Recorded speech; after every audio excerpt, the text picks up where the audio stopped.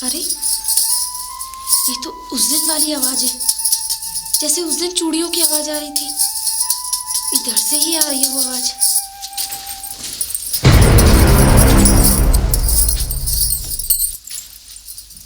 तुम महारानी जी तुम यहाँ क्या कर रही हो? मैं यहाँ। और तुम इस तरीके से मुझसे भाग क्यों रही थी? मैं भाग रही थी? उस दिन भी तुम मुझे देखकर भाग गई थी, अचानक से गायब हो गई थी। आखिर में बात क्या है, मुझे बात बताइए। और ये चूड़ी क्यों बजाती रहती हो हमेशा? किसको बुलाती हो ये चूड़ियों की आवाज से? महारानी जी मुझे खुद नहीं पता मुझे क्या हो जाता है। मैं पता नहीं कैसा लगता है कि मैं क्या कर रही हूँ क्या नहीं कर रही, मैं कहाँ जाती हूँ मुझे खुद नहीं पता रहता। महारानी जी मैं तुम्हारी वजह से हम कितने परेशान रहे हैं। तुम्हें पता है तुम्हें कहाँ कहाँ नहीं ढूंढा हमने। आज तो तुम्हें बता के जाना होगा, आखिर में तुम हो कौन? और तुम ही वही लड़की हो जो मेरे सपनों में आती हो, मुझे न रात में सोने देती हो न दिन में चैन लगने देती हो। आखिर में तुम्हारा मेरा क्या रिश्ता है?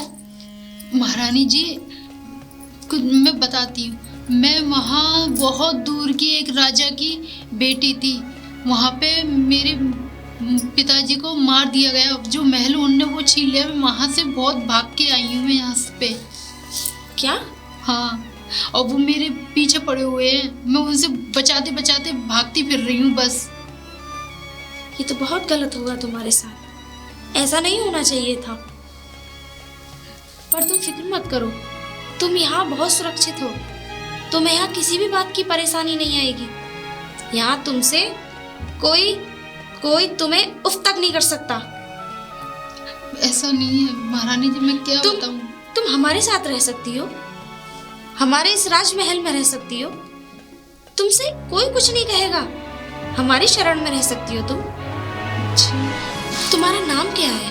महारानी जी मेरा नाम सुंदरी नाम है। सुंदरी? हाँ, तुम्हारा नाम भी सुंदरी है और तुम भी एकदम बहुत सुंदर हो, बहुत ही प्यारी हो। अच्छा सुनो, तुम मेरे साथ इस महल में रह सकती हो। महल में? तुम्हारा कोई नहीं है तो मैं तुम्हारा साथ दूंगी। नहीं महारानी जी, ये कैसे हो सकता है? मैं आपके साथ महल में कैसे रह सकती हूँ? अभी आपको राजा जी को कोई परेशानी या किसी को कोई परेशानी हुई मेरे से? इधर उधर भटकने से अच्छा है तो अगर तुम्हें ऐसे ही रहना तुम्हें अच्छा नहीं लगेगा तो तुम मेरी दासी बन के रह सकती हो। महारानी जी कोई किसी ने इतराज करा मुझे यहाँ रखने से, फिर? भला ऐतराज कौन कर सकता है? ऐतराज हमें होना चाहिए, तो हमें तो ऐतराज नहीं है आपसे कोई। आप ही को तो नहीं है, और महलों में और भी कोई होगा जिसको मेरे आने से कोई ऐतराज हो, या कोई भी मुझे नहीं रखना चाह रहा हो। आप ही तो बहुत अच्छी है ना जो मुझे रखना चाह रही हैं। कोई ऐतराज नहीं उठाएगा सुंदरी तुमसे। और राजा तो बहुत अच्छे हैं, यहाँ की प्रजा की इतनी देखभाल करते हैं वो, कि इतना ख्याल रखते हैं कि जैसे एक माँ अपने बच्चे का रखती है, इस तरीके से। और अगर राजा सुनेंगे तो वो कदा भी गुस्सा नहीं होंगे, और वो तो इजाजत दे देंगे हमें कि हाँ तुम रह सकती हो इस महल में। अच्छा। हाँ महारानी जी मैं आपको कैसे समझाऊं, मेरी बातों को नहीं समझ रही हैं। अच्छा सुनो, मैं ना आपके रहने के लिए ना मैं तैयार हूँ, लेकिन एक हमारी शर्त रहेगी। क्या? ये राज ना हम आपसे मिले हैं, आपने हमसे मिला है, ये बात ना आप किसी को, महाराज को या किसी को भी नहीं पता चलनी चाहिए। ये बस हम दोनों के ये राज बीच में रहेगा। परंतु क्यों? बस ऐसे ही महारानी जी, आप समझती नहीं हो, हम आपको नहीं बता सकते ना। अच्छा कोई बात नहीं, हम किसी से इस विषय में चर्चा ही नहीं करेंगे। तो फिर ठीक है, बस तुम्हारे और मेरे ही बीच में रहेगी ये बात। तो फिर ठीक है, मैं रहने के लिए तैयार हूँ। आइए हम तुम्हें कक्ष में ले चलते हैं, जलपान की व्यवस्था कराएं तुम्हारी।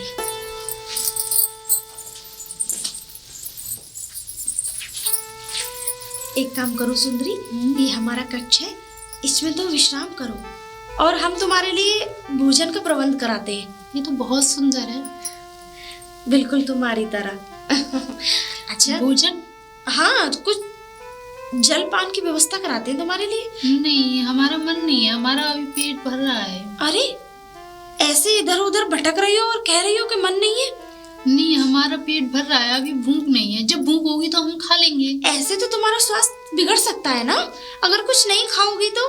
नहीं, हमें भूख लगेगी ना तो हम खुद खा लेंगे। अच्छा चलो कोई बात नहीं, जब भी तुम्हारा भोजन पाने का दिल हो तो हमें बोल देना। ठीक है। हम सैनिकों से कह के तुम्हारे लिए भोजन की व्यवस्था करा देंगे। ठीक है। अच्छा तुम अंदर जाओ जरा, हम अभी आते हैं। ठीक है महाराज।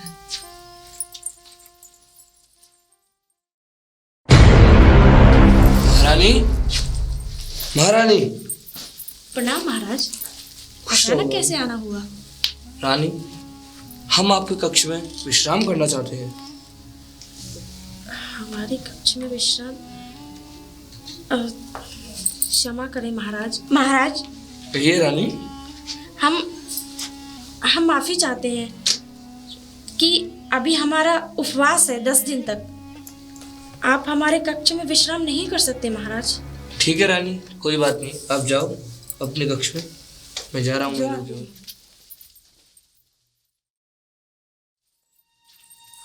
सुंदरी, ए सुंदरी, सुंदरी, सुंदरी, सुंदरी कहाँ गई?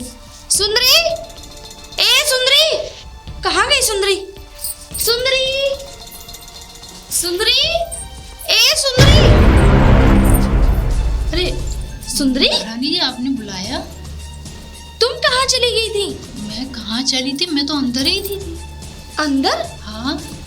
अंदर तो नहीं थी, अभी हम बिल्कुल कक्ष के बाहर ही तो मैं और महाराज खड़े थे। अरे नहीं, मैं अंदर थी ना। अंदर कब? इधर बाहर कब चली गई तुम? वो मैं बाहर अंदर से गई थी। ऐसा है, वो जो बाबा आए थे ना, उनसे मुझे बहुत डर लगता है, तो मैं ना बाहर चली गई थी बस। बाबा? कौन से बाबा? अरे अभी जिससे आप बात कर रही थी। ओफो, वो बाबा नहीं थे तो? वो इस राज्य के महाराजा थे। वो राजा थे।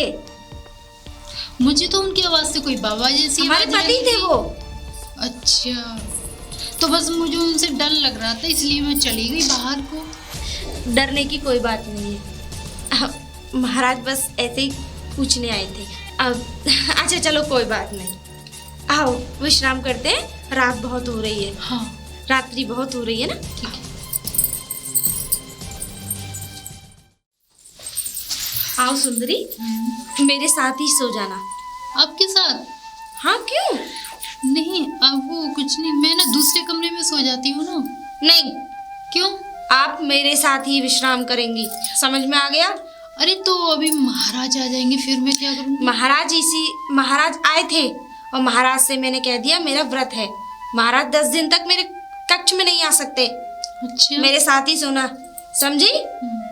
चलो। वो आपकी बात मान लेते हैं? क्यों नहीं मानेंगे? एक पत्नी की बात पति नहीं मानेगा?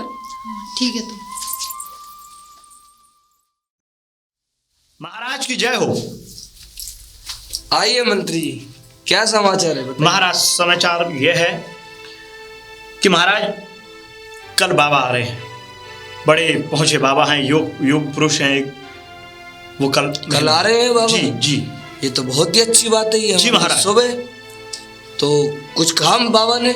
महाराज बाबा ने जो भी बता दिया है, जो सामग्री है, और वो मैं सैनिकों से जाकर के वो मैं मंगवा लूंगा।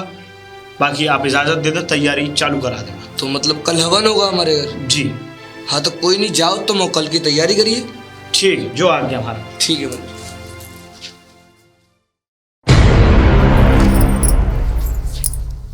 सुंदरी, अरे महारानी जी, आप तुम यहाँ क्या कर रही हो?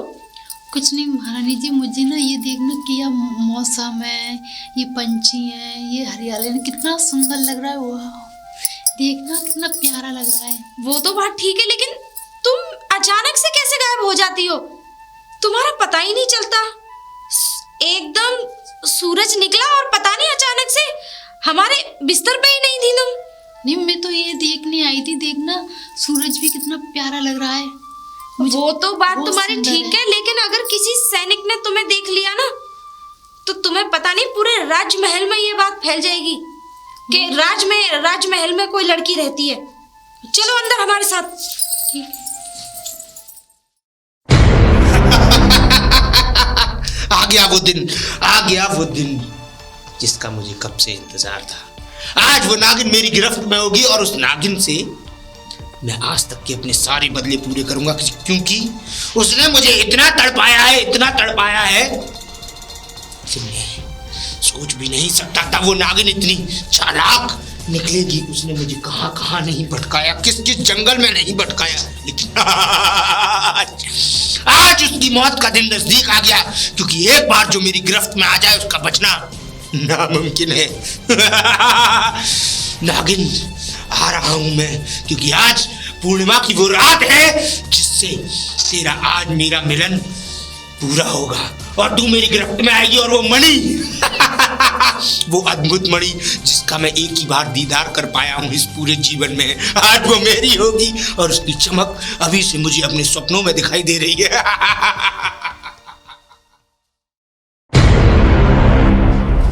अरे बाबा, बाबा को प्रणाम। इधर किधर जा रहे हो बाबा आप? बुलाया गया है, जा नहीं रहे, हमें बुलाया गया है। किसने बुलाया आपको? आपके महाराज ने। महाराज ने? हाँ, महाराज ने। जाके उनसे कहो कि बाबा औगड़ आया है। आज पूर्णिमा का वो दिन है जिसमें कि उस नागिन को आज मेरे वश में होना है। तो बाबा मैं जाता हूँ, ठीक है? आप यहीं खड़े रहना। रुको रुको पुत्र रुको। तू तो तकदीर का मारा है। मुझे लगता है कि तेरी सातों पुश्तें इस महल में ही जीवन उनका शुरू हुआ और इस महल में ही दरबान का काम करते करते उनकी जी बाबा, जी बाबा। गरीब परिवार से है। हाँ मैं तो बहुत गरीब हूँ, क्या हुआ बाबा? तेरी तकदीर से पता चल रहा है, तेरी वेशभूषा से पता चल रहा है, तेरी माथे की लकीरें बता रही है कि तेरे पास कभी धन की प्राप्ति तुझे नहीं होगी। बाबा जी आप देख लेते ये सब चीज? मैं आदमी का चेहरा देखकर बता सकता हूँ कि उसके ऊपर कितनी दुविधा है। जाओ और अपने महाराज से कहे कि बाबा औगड़नाथ आए हैं, क्योंकि मेरे पास समय नहीं है। आज उस नागिन को पकड़ना मेरे लिए उतना ही जरूरी है। ठीक है बाबा मैं जाता हूँ, आप यहीं खड़े रहना। जाओ। अब तेरा मेरा मिलन दूर नहीं नागिन। आज तू मेरे कब्जे में आएगी और मेरी इस बीन की ताकत तुझे मेरी गिरफ्त में कर देगी। और उसके बाद जो होगा उससे मैं अपार शक्तियों का मालिक बन जाऊंगा और इस पूरी दुनिया पर राज करूंगा। मंत्री जी, मंत्री जी, मंत्री जी की जय हो। खुश रहो सेवक। मंत्री जी एक बाहर बाबा आए हुए हैं, वो अपना नाम बताते हैं ओगड़। औगड़ बाबा आए हुए हैं? जी, वो अंदर आने के लिए बोल लेते, मैंने उनसे बोल दिया वो आप बाहर ही खड़े रहो। ठीक आप है। देख लीजिए बाहर। ठीक है सैनिक, आप अपना काम करें, मैं बाबा के पास जाता हूँ। ठीक है। हमारा इतना अपमान, हमारा कोई सम्मान नहीं है। अभी तक कोई व्यक्ति बाहर नहीं आया जो हमसे कुछ पूछ सके। पहली बात तो हम किसी के दरवाजे की ओर जाते नहीं हैं, और इनके एक बार कहने पर हम आए भी तो हमारा इतना बड़ा अपमान किया जा रहा है। नहीं नहीं, मैं इतनी बड़ी बड़ी गलतियों को क्षमा नहीं कर सकता, इतनी बड़ी बड़ी गलतियों को क्षमा नहीं कर सकता। नहीं आया कोई। अभी मैं अपनी शक्तियों से इसको एक श्राप देता हूं बहन को। बाबा बाबा बाबा क्षमा करो बाबा, बाबा क्षमा करो, बचा लिया, माफ करो। पर इतनी बड़ी मूर्खता, इतनी बड़ी मूर्खता ऐसे ही तो तूने पहले किया था दुष्ट। पहले भी आकर तूने मेरी तपस्या को भंग किया था और आज भी तू मेरे सम्मान करने में इतना समय लगा दिया। बाबा देरी हो गई थी, क्षमा करें बाबा। आप आए महल में आए, अब महल में पधारे। आइए बाबा। मैं तो चल रहा हूँ, लेकिन तेरे लिए एक सुझाव है। क्या है बाबा? जितनी जल्दी हो सके तू इस राज्य को छोड़कर चला जा। मालूम है क्यों? क्योंकि तेरी मौत इतनी नजदीक है कि तिल तिल करके तेरी मृत्यु तेरे सामने आने वाली है। तेरे समीप तेरे सामना उससे होगा और बहुत ही जल्द तेरी मृत्यु निकट है। बाबा मैं क्या करूं? मैं तो इस बीच भरी हुई नदिया में डूब रहा हूं। भंवर तो ऐसा ही है ये। क्या करूं बाबा? क्योंकि वो रूह है ना, जो नागिन है, जो रूह इस महल में भटक रही है, वो अपने रास्ते में आए हुए किसी भी कांटे को नहीं छोड़ेगी। जो भी उसके आड़े आएगा वो मृत्यु के घात उतारा बस जाएगा। बाबा अब आप आ गए हैं, आप जल्द से जल्द इस ब्यादा को भगाओ बाबा यहाँ से। आया मैं इसीलिए हूँ। आप कृपा करो महाराज। आया मैं इसीलिए हूँ, बस जल्दी से जल्दी अपने महाराज से मेरा मिलन करवा के बिल्कुल महाराज। और पुष्टि करवाओ। आप आइए, आप आइए बाबा। क्या हुआ? बाबा आप कुछ देर थोड़ा प्रतीक्षा करें, मैं महाराज को बचा। ज्यादा विलंब ना कर। ना नहीं नहीं नहीं महाराज, बस गलती हो गई थी, माफ क्षमा करो हमें, मैं बस कह करके आता हूँ।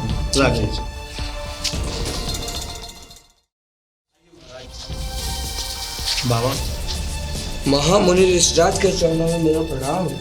आयुष्मान भव पुत्र।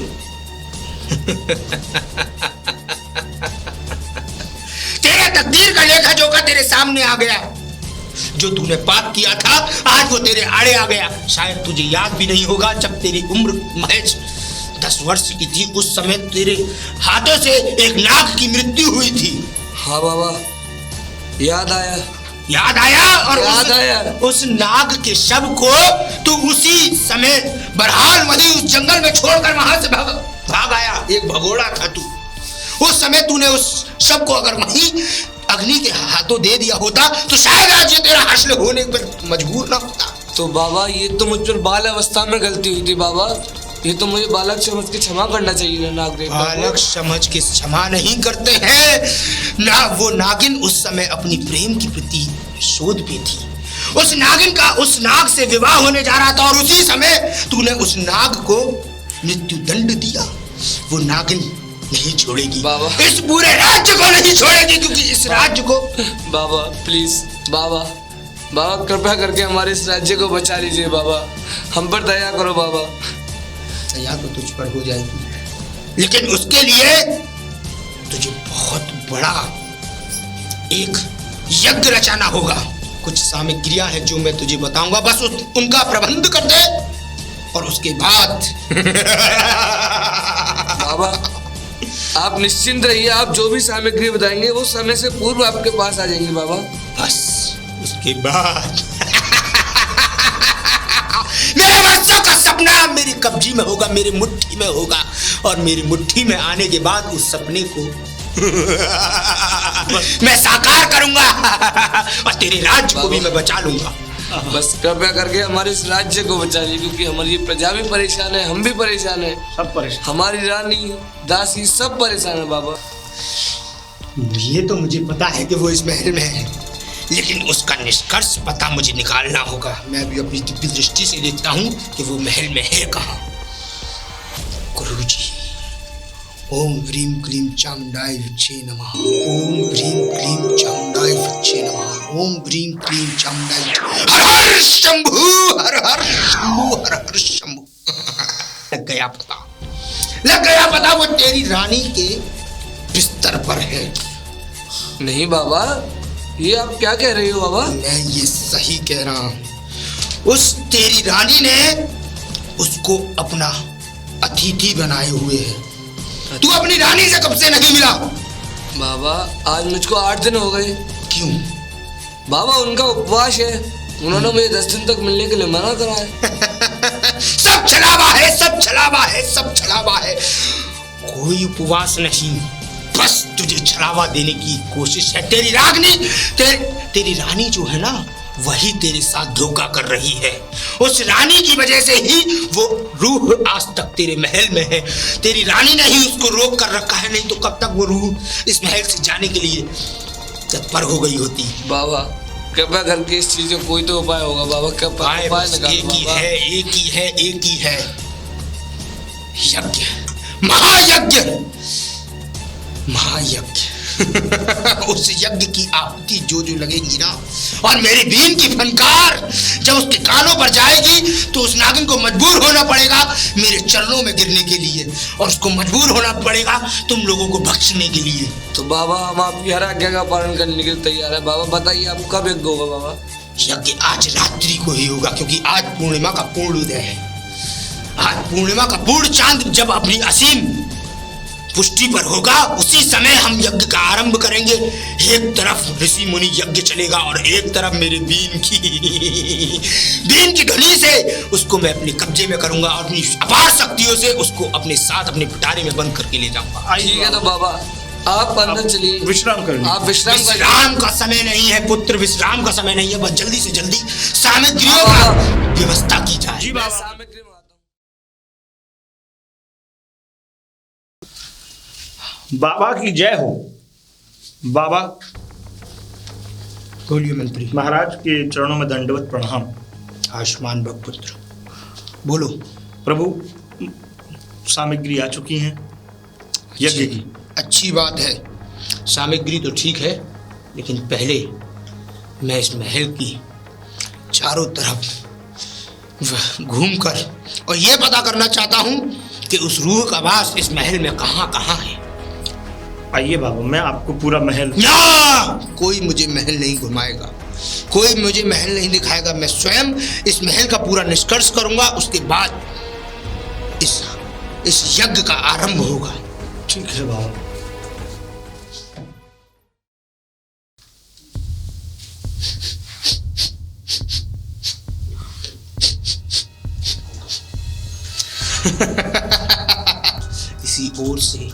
इसी ओर से महक आ रही है उस रूह, उस नागिन की।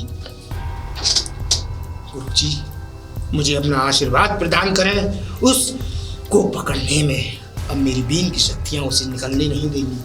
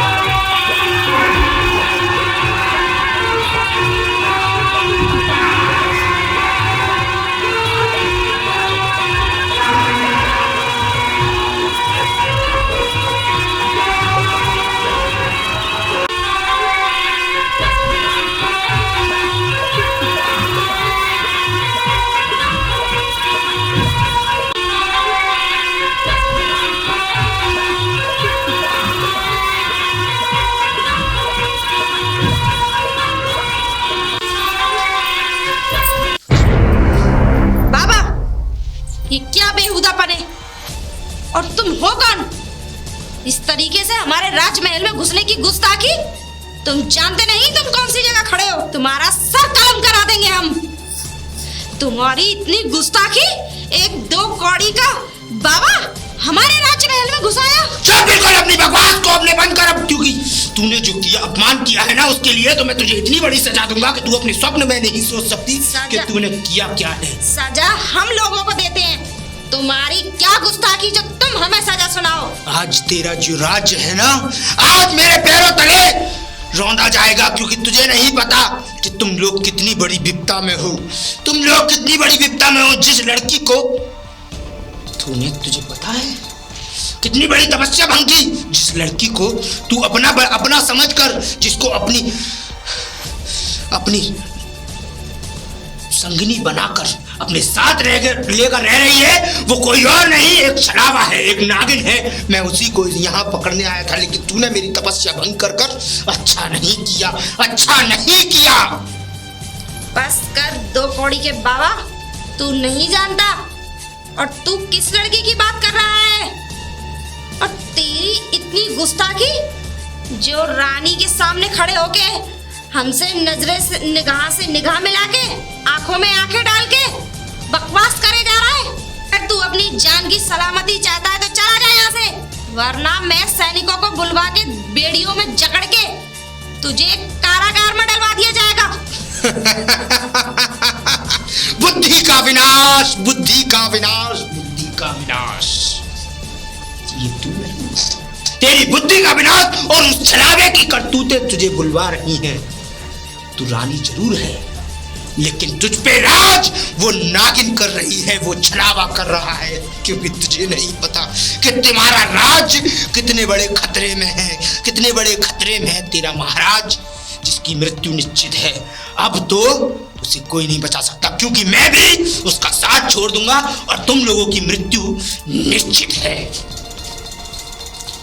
पता नहीं कहाँ कहाँ से चले आते हैं ऐसे बाबा हमारे राजमहल में। रुक जा, कहाँ जाता है? कहाँ जाता है?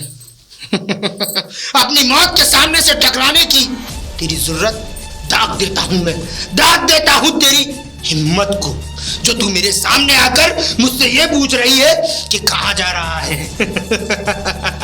मेरी मौत, तेरी मौत तुझे खींच लाई है यहाँ पे। मेरी मौत वो तो वक्त बताएगा नागिन कि किसकी मौत किसको खींच कर लाई है। क्योंकि तेरा बचना मेरे हाथों से नामुमकिन है।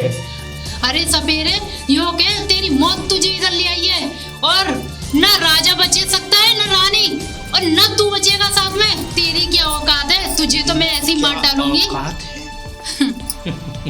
तू मेरी औकात को अभी समझ नहीं पाई है नादान, क्योंकि तुझे नहीं पता कि मैंने इन 5 सालों में क्या किया है। तू 5 सालों से इस महल में छुप रही थी ना, तेरे छुपने की वजह से मैंने इतनी भगवान से इतनी अपार शक्तियां पाली कि मुझ पे विजय प्राप्त करना असंभव है, असंभव है, असंभव है। और अब तेरा बचना मेरी गिरफ्त से मुश्किल ही नहीं नामुमकिन है, क्योंकि भगवान भोलेनाथ की मुझ पे इतनी असीम कृपा है कि वो तुझे मेरे हाथों से बचने नहीं देंगे। वो तो वक्त बताएगा। अभी तो मैं जा रहा हूँ, क्योंकि मेरा अपमान हुआ है। इस महल में मेरा अपमान हुआ है, लेकिन नागिन तू मुझसे बच कर रहना। तू मुझे मारेगा? तू एक नागिन अपना इंतकाम लेती है ना, तो ऐसी भयानक मौत देती है जो आज तक कोई नहीं पहचान सकता। तो तू क्या चीज है सपेरे? भूल जा उन इंतकाम की घड़ियों को। भूल जा उन इंतकाम की घड़ियों को, क्योंकि मेरी शक्ति अपार है, और जिस दिन मैंने तुझ पे विजय प्राप्त की ना, उस दिन तो मुझे हराना मुश्किल ही नहीं, बिल्कुल नामुमकिन हो जाएगा, क्योंकि मैं तेरी उस मणि को धारण कर कर इस पूरे जगत पे राज करूंगा और इसका भगवान कहलाऊंगा। गिनना शुरू कर दे, अपनी मौत के दिन गिनना शुरू कर दे नागिन, क्योंकि तेरा कब्जे में आना अब निश्चित है। जा सपेरे, तुम मेरा कुछ भी नहीं बिगाड़ सकता। आए तुझ जैसे बहुत और तुझ जैसे बहुत गए।